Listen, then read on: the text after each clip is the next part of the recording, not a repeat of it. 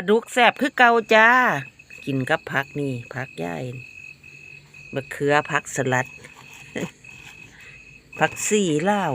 นี่ตัวซ้ำนี่ละจ้าพี่น้องจ้าซ้ำนี่ก็แซ่บละจ้า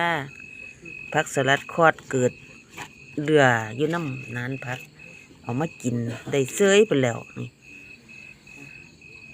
ราบปลาดุกนัวเน้นแซ่บเป็นตะนายเมนูป่าเมนูป่าเบาบัดจ่อง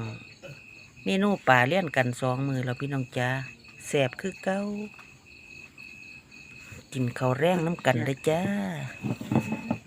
ผู้ใดบ่เผ็ดกระลูกโดดฟาดลงไปนี่ลูกโดดจ้ะหน่อยเอาเปาะไอแปะนี่เอาลงไปเลยจ้ะยำนี่คันบ่หูแดงใส่เราพริกย่ายโจมจ้ะคนแซ่บ